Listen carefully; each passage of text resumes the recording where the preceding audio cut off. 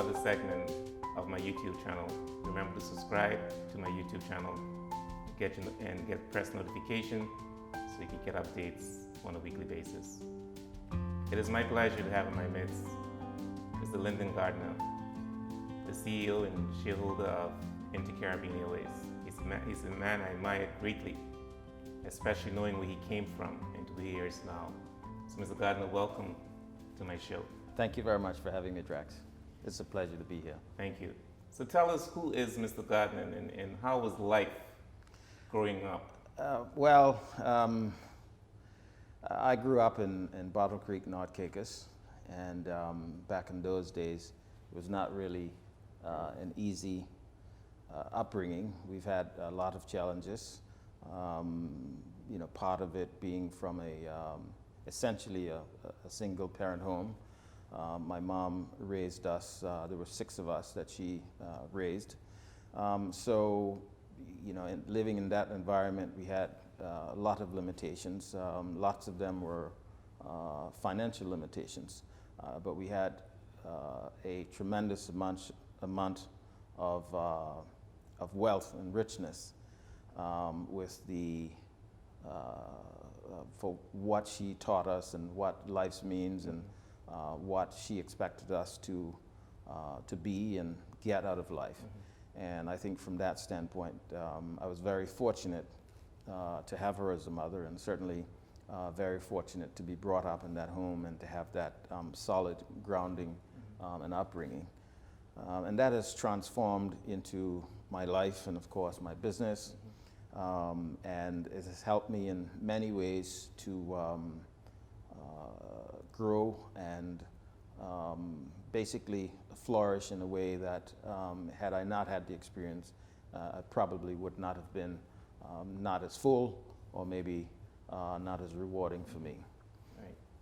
So that was a great story, and I admire single parents who have raised their children, and especially when those children have become so successful, because there are some people who are single and they feel because they're single, that they're not able to raise their children properly. But your mom was a single mom raising 6 children. That must have been very, very tough to raise 6 children. Yes.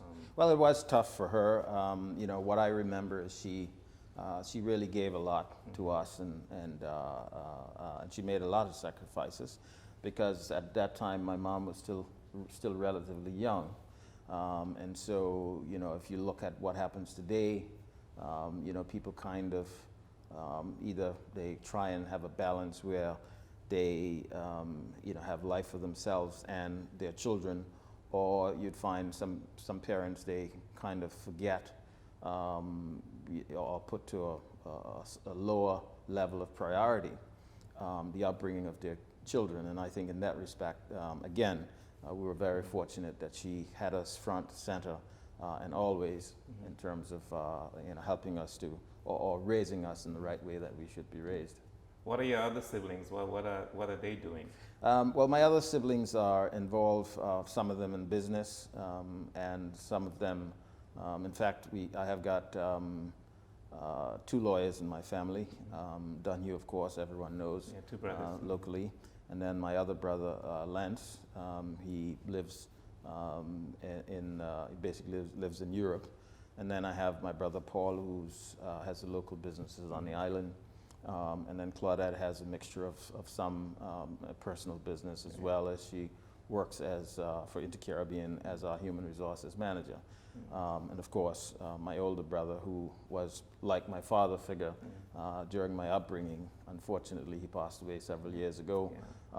But between all of us, I think we've been able to kind of shine and live the life that my mother had. I guess she had intended for us in the aspect of being productive citizens in the community. Yeah, absolutely. I remember I interviewed you on my radio show, and you talked about how you started your business with just $500. Tell us about Actually, that. It's $50. Oh, $50. Yes, $50. Yeah. Tell us about that. Well, it was quite interesting. I left school and got a job with the bank, and As soon as you left high school. Yes, and eventually It's a rather long story, so I'll give you the short version today. But I was working at the bank. I had come to Provo, and I'd met some friends here. I met a gentleman that wanted to go out during the Billfish tournament and take some pictures. I agreed to go and take him out. We flew probably about 20 or 30 minutes, no more than 40 minutes anyway. When we landed, he said, well, what do I owe you? I said, well, I don't know. And he said, okay, well, this is for your trouble. He gave me $500. And at the time I was making $1,122 in the bank. And so, I basically quit my job, figured, well. So you had your plane at that time? Yes. Okay. I acquired the plane because I wanted to be able to go and visit the lady who became my wife. I wanted to be able to visit her in the Dominican Republic. And so, it was a two-phase step. Phase one was getting the licenses. And then once I had the license, I was still kind of absent from work every Friday afternoon or two because I wanted to head out to the Dominican Republic. And then later on, once I was able to get just a single engine small airplane, then I was able to kind of wait until my shift ended, and then I would be gone just before they turned the lights off in the tower. And then I'll come back on the Sunday just before they shut it off again. So leaving the bank, I did not have basically anything. To be honest with you, a couple of days rolled by and trying to make my deposit. I still had a loan in the bank, and basically all my funds were tied up. Not tied up, but I think the bank refused to give me access to the funds because I had a staff loan. And the view was that if you're leaving the bank, then you should pay all the money off. So I ended up basically having all my money huffed in the bank. And so I ended up with basically $50 in my pocket. Wow. So what I did is the first thing I did was, being a young man and so on, I decided I'll go and put that $50 in gas, which I did, and I put fuel in the airplane. Back in those days, I didn't have a legal operations per se, because I was a private pilot flying a private airplane, but in those days you could hang on at the airport and run what used to be like a kind of a bus service. Right, so whoever shows up. Service. Yes, whoever showed up, you'll say, well, where are you going? I'm going to north, I'm going to middle, I'm going to south, or wherever the case may be. And we took people, and to be honest with you, that's basically how it started. Okay. Eventually, I believe it was a year later, I got stopped by civil aviation. And they were very kind, because I think they could have taken a different attitude. And they said, look, come with us, let me show you how you can get yourself legal or regularized, and if you follow the rules, we'll help you to get where you can at least get an AOC. I did, and several months later, we was able to... What's an AOC? Air Operator Certificate. Oh, okay.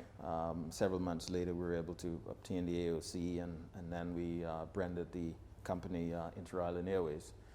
Back in those days, the business of the company was essentially doing charters, although we still did like the taxi service, but we also did some charters that were further afield: Haiti, Jamaica, the Bahamas, the U.S., all over the place, really.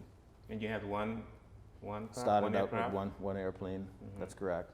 And later on, I was able to buy another Aztec at the time, and then another Aztec, and then a few years later bought a Chieftain, which is still a Piper aircraft product, but something that was a little bit bigger. Instead of taking 5 passengers, we're now able to take 9 passengers. And the rest is history, in that, I suppose my claim to fame back in those days was always being ready. In the night when people wanted to travel, of course, I was up and available and willing to go. If the weather was bad, I was up and available and willing to go, and gradually grew the business. Right. I think you had a slogan, anywhere, anytime. Yes, that's correct. Anywhere, anytime. Yeah. That's correct. And now you are the shareholder in InterCaribbean Airways, which is becoming, in my opinion, the largest airline in the Caribbean. Well, I think we are the largest airline in the Caribbean. In fact, our slogan today is that only the sun covers more of the Caribbean, than you do. and only the ocean goes to more shores. Oh. We're now operating in 16 countries, Wow. 26 cities, and network span from Havana in the north to Barbados in the east. That's incredible. and Congratulations. Thank you. It's a tremendous amount of work to have gotten there, Drax. As you know, moving from Inter-Island Airways, and then in 2003, the Turks and Caicos was really on a buzz in terms of development. We changed the name of the company to Air Turks and Caicos at the time. Yes. We operate from 2003 until 2013 as Air Turks and Caicos. In 2013, the dynamics of what we were doing somewhat changed. The economy basically crashed from 2008 and it went into deep recession Yes. in the end of 2009, 2010.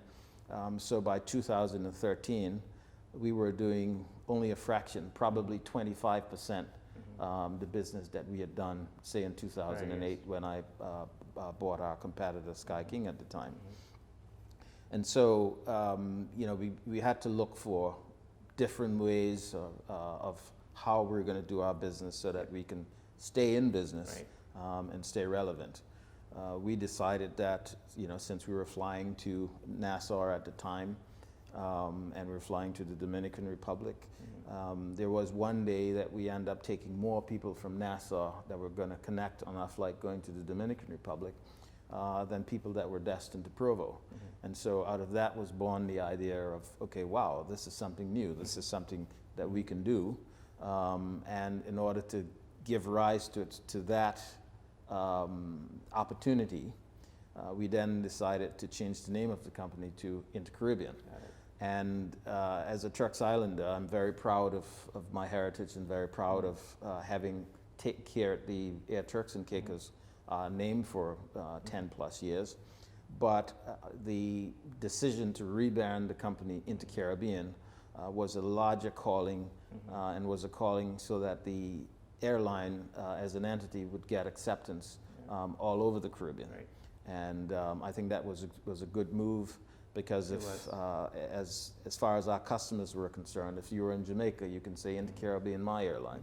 If you're in Haiti, InterCaribbean My Airline. Turks and Caicos, InterCaribbean My Airline. And wherever we go, we're considered the airline of the Caribbean. Yeah. And it reflects your brand. It reflects our brand, that's correct. Right. The 16 countries, do you know that by memory? Can you list those 16 countries? Also, who else? Yes, I can. I'll start in the north. Cuba, Dominican Republic, Haiti, Bahamas, Turks and Caicos, Puerto Rico, St. Martin, USVI, Antigua, Anguilla, Dominica, St. Lucia, Barbados, St. Vincent, Grenada, and just one more that I need to find. Turks and Caicos. No, I think you mentioned that, but that is that's wow. close enough. That is awesome. I get so excited when I see InterCaribbean in the newspapers around the world and in the Caribbean particularly, because I know the founder of that airline is from Turks and Caicos Islands, and so I'm so proud because I know where you came from. You and I were close friends. Yes, absolutely. And I'm so excited when I see InterCaribbean. And the thing is, we didn't need to go to the United States to get to these places. We used InterCaribbean to go to the Absolutely. Caribbean. I think what we've done was when you consider what our brand does and the value that we bring to Caribbean travel, not only for connecting people in the Caribbean from one island to the other, but also facilitating multi-tourism destinations in the Caribbean, facilitating cultural exchanges in the Caribbean. When we started, as for an example, flying between Kingston, Jamaica and Santo Domingo as an example, the average time for that flight was 9 hours over Miami, or 7 to 8 hours over Panama. And of course, the airlines don't take you on this circuitous route for free. If they're going to take you to Miami and then bring you back to Jamaica, they're going to charge you for that. Now we're able to offer the same service. It's an hour and 40 minutes between Santo Domingo and Kingston. There's no visa requirement required, and there's very little hassle. You show up at the airport in Santo Domingo, it's a direct flight, and voila, you're on the other end. I think that brings value. It gives the customers more of the time back, and it also saves them, on a financial aspect of the cost of the tickets, and I think that brings real value to us as Caribbean people. Yeah. What are some of the challenges you face, having this company now operating in all these countries? What are the challenges you face? Well, there's a number of challenges. I think the primary one is when you're dealing in so many countries, you have the nuances of different regulations. Some of the countries, for instance, tax is an issue where they want income tax based on what business you do there. Like a corporate tax? Corporate taxes, okay. But for the business that's generated there. We also have language issues. As you know, we operate in the French Caribbean, in the Spanish Caribbean, as well as the English Caribbean. And they don't have any harmonization of either their legal system or even the civil aviation system.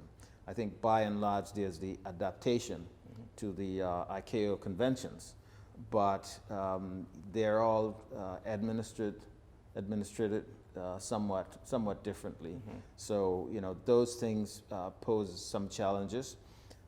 We've had some issues in terms of getting the route rights into some of the countries, and I think that has to do from countries' airline looking at you as a threat instead of looking at you as an asset.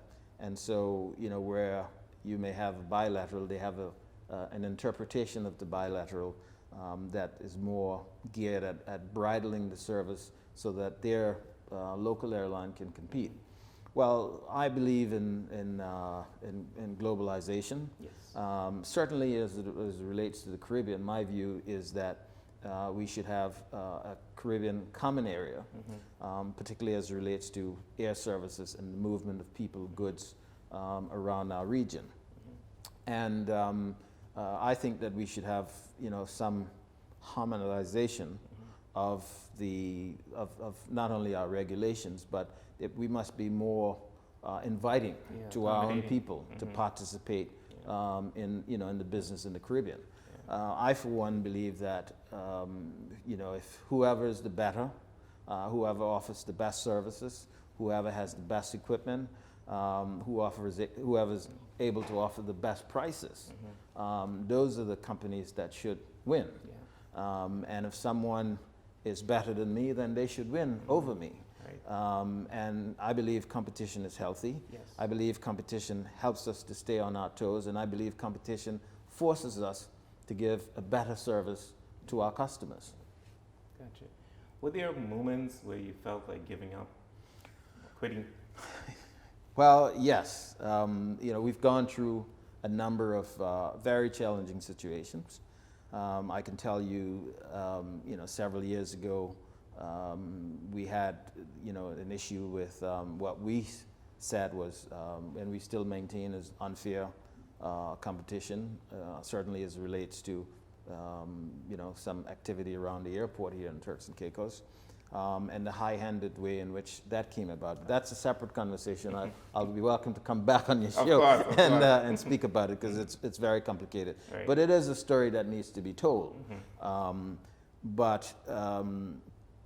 We've had, we had 9/11, we had the recession, and now we've had the pandemic for just about a year. These things certainly create a lot of challenges for you in business. Cash flow, Cash flow is a problem.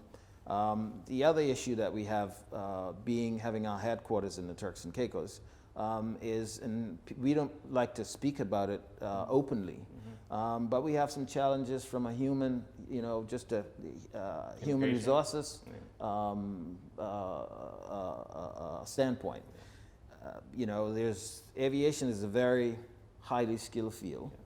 And there's a lot of specialist activity that one has to undertake. And a lot of these areas, we don't just can't go and find someone and say, okay, well, we're going to just grab them up and kind of train them for what their work is. Number one, there's a requirement to have a legal piece of paper that says that, okay, this person is authorized to do the job. And secondly, I think a lot of us don't realize that aviation is perhaps the most regulated discipline in the world. The only thing that comes close to that is probably medical services. And whilst we have nothing negative to say about regulation, and we understand why there is the regulation, but we also have to comply with those regulations. And in complying with those regulations, as any business, we want to get people that are already qualified and people that are already experienced. Because, I always draw the analogy, and we've had several instances where, for instance, pilots or mechanics or flight dispatchers were turned down at immigration. And I said, well, you know what? Send me the pilot or the flight dispatcher that you want me to hire. I'll hire them, and I'll let them fly your first flight. And then all of a sudden, oh no, we don't want that. They don't have any experience. Well, now you see what I'm saying. All right? It's a valid point you made. So, those things, and I'm a Turks Islander, a very proud Turks Islander, and I think that to who more is given, more is expected. And so I believe I have a responsibility to hire, train, and encourage employment and provide employment for my people. But I certainly can't do that at the detriment of having a business that is not, what it should be. Absolutely. I mean, there's international conventions that I have to live up to. I have to sleep good every night. And in sleeping good every night, as the accountable manager and as the owner of the business, I need to ensure that I have, qualified, experienced team members that can discharge the responsibility. Absolutely. And I'd like to say that we've had on February we're going to celebrate 29 years. Oh wow! Congratulations. Thank you. And we've got 29 years of a stellar safety record, and safety is no accident; it must be planned. And so we've got our whole planning and management apparatus in place that allows us to achieve those safety standards. Do you have any plans to fly to the United States? In fact, we operate flights to the U.S. now, and we've been licensed to fly to the U.S. since 2004. We mainland U.S. When the pandemic hit, we did a number of flights taking passengers to and from the U.S., commercial flights that is. We do charters up and down there now. We have out of Tortola, which is the British Virgin Islands, we've got up to 4 flights a day to San Juan, Puerto Rico, which is U.S. territory. But I think you're asking about flying to mainland U.S. And that's certainly part of what we intend to do. It is not something that we have in plans to do right now. Because we believe that there is sufficient capacity from the U.S. We also believe that there's enough business in the Caribbean that we can go after and create more of a base so that when we do fly to the U.S., we are not only flying point to point, but we're also pulling people from all these different places. One of the things that we're looking for in the long term is to fly to affluent areas that has larger catchment, affluent, larger catchment areas that we can bring people from these areas on a direct service to a point in the Caribbean, and then we can fan them out and distribute them to other places in the Caribbean. Oh, that's awesome. So, I think, our strategy and our plans is that perhaps 5 years away, we should be operating that kind of a service. That is awesome. How many employees do you have? Well, before the pandemic, we had 486. Wow. I think we're down a bit, and of course, we're restoring our numbers as our business restored. But and those numbers are people in all of our 26 Right. cities and all of our 16 countries. Well, and I want to thank you for being on this channel. It was a breath of fresh air having you here. I wanted you here a long time, so I appreciate your time being here. Any closing remarks? Because there are people listening there and who have so many dreams of being in your shoe. I mean, can you give us some hints or advice on what we could do? Well, I think I can. Drax, I think hearing my story of where I come from is particularly proud for me to tell. Yes. And by me telling it, I'm hoping that I'm able to inspire other young people who may come from similar backgrounds and who may have similar educational experiences or abilities, that they too can be successful. Yes.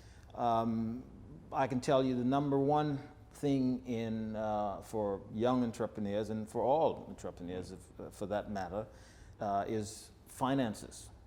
And finances and business coaching, because once you decide to open your business, if you don't have those things, it's difficult to kind of find it, and a lot of us, the minute we start to make money, we look at how we can sort of change our lives and not necessarily plan for how we're going to expand our business and ensure that whatever capital we have, we manage it in such a way that we can expand the business when the opportunity comes.